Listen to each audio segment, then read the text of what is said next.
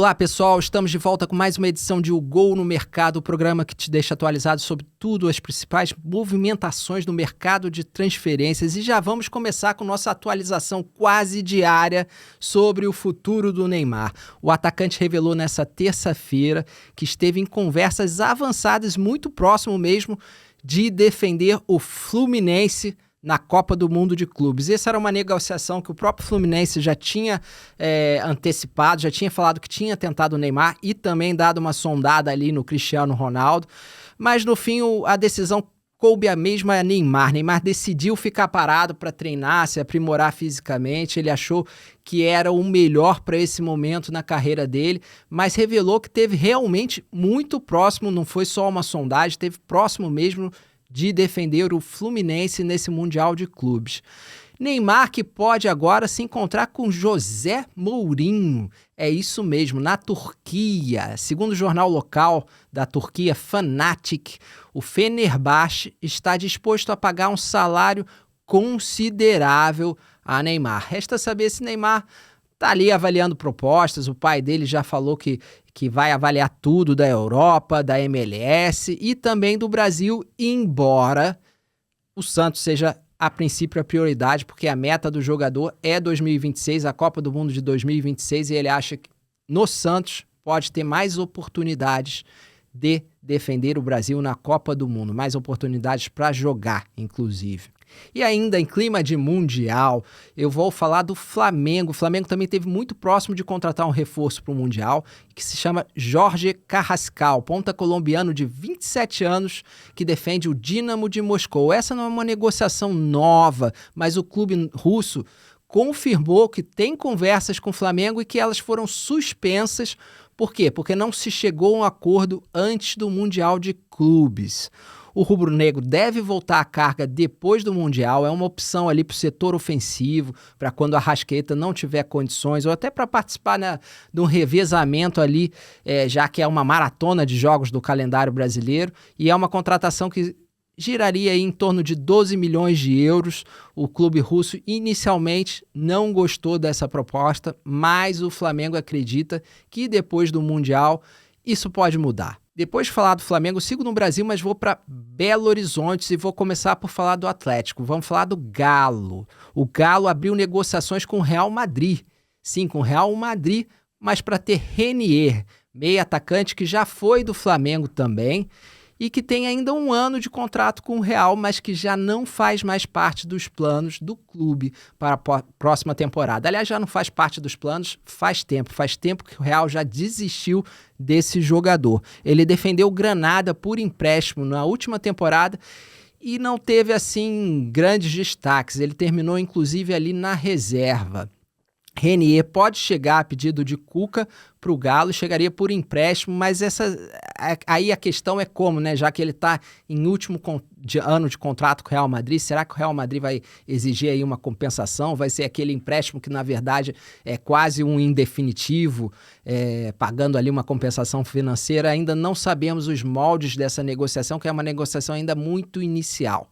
E quem pode vir para o Galo também é Biel. Biel é outro que estava na Europa também, foi para o Sporting recentemente, foi no ano passado, está lá há pouco tempo, por 6 milhões de euros, foi contratado junto ao Bahia, mas Biel não deu certo no Sporting. E não deu certo porque também não teve oportunidades. Fala-se em Portugal que o técnico não gostava muito da contratação, não era uma opção do técnico, foi mais uma opção da diretoria e foi um jogador que tem sofrido com a falta de oportunidades no Sporting e que também não faria parte dos planos para a próxima temporada.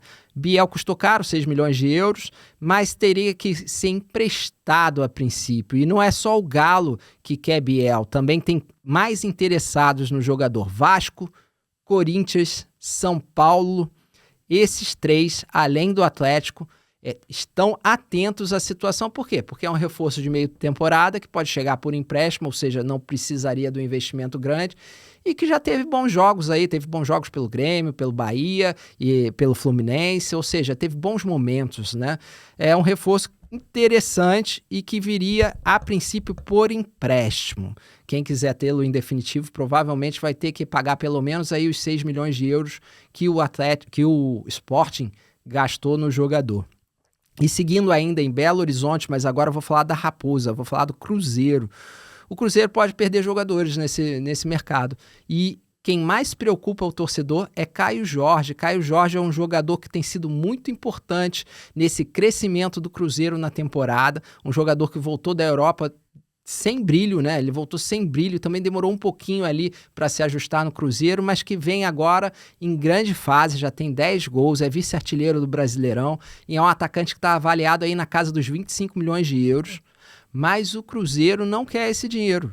O Cruzeiro quer ficar com Caio Jorge e já disse que não está à venda, o jogador não está à venda, apesar do interesse da Europa, inclusive do Bayer Leverkusen, da Alemanha. Agora, quem talvez não faça tanta falta para o Cruzeiro e possa estar de saída é Lautaro Dias. Lautaro Dias que está um pouco sem espaço ali na Raposa e tem ali opções, né? Tem opções do Sport e do Vitória que já sondaram o atleta para o segundo semestre.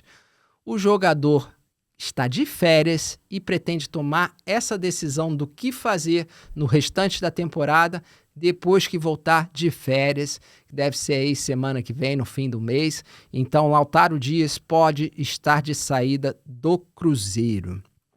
E para fechar o nosso programa, vamos para o mercado internacional e aqui eu vou falar de Manchester City. Manchester City que ainda não entrou em campo no Mundial de Clubes, mas que está fazendo aí uma reformulação no elenco. E Pep Guardiola já fez aqui, já antecipou uma saída. Jack Grealish era esperado já que não fosse ficar e Guardiola disse que não conta com jogador que busca opções no mercado para o futuro na carreira. Qual o problema aqui? O problema é que o Manchester City não quer Grealish, mas Grealish ganha um salário que está fora do padrão, mesmo para a maior parte do futebol europeu. O Napoli, por exemplo, queria Jack Grealish, queria o jogador para estar ao lado de De Bruyne, que também saiu do Manchester City. O problema é, quando o Grealish disse quanto ganhava no City, o Napoli já, olha, foi embora. É muito difícil pagar, porque Grealish, vamos lembrar, foi uma contratação milionária do Manchester City e ganha um salário altíssimo, falam aí 300 mil libras semanais, é um salário muito fora do padrão, mesmo para os grandes clubes da Europa, principalmente clubes de médio porte. O Napoli, a princípio, está descartado porque não tem essa capacidade, ou não quer, pelo menos, pagar tudo isso para ter Grealish. E aqui temos um problema, se Grealish não encontrar soluções, é capaz de ter que voltar para o City e o Guardiola não gosta de trabalhar com um elenco inchado, já falou isso. Se Grealish voltar para o Manchester City, é muito provável que, mesmo sendo reintegrado, ele passe aí por maus bocados e pouco tempo em campo nessa temporada, né? É uma escolha difícil para Grealish até, porque, vamos lá, abrir mão de muita grana também para deixar o City, né? E quem deve permanecer no Manchester City, apesar dos rumores, é Bernardo Silva. Bernardo Silva que tinha interesse também ali do futebol turco e muito se falava que em fim de ciclo para o português lá no Manchester City. Bernardo garante que fica no Manchester City por essa temporada. Então, Bernardo Silva, que tem estado bem também com Portugal, com a seleção portuguesa, e que tem um passado muito bom com o Manchester City, mas vinha em baixa como todo o elenco do Manchester City nessa temporada, é um jogador que fica para 2025, 2026 com Pep Guardiola no Manchester City. Um abraço.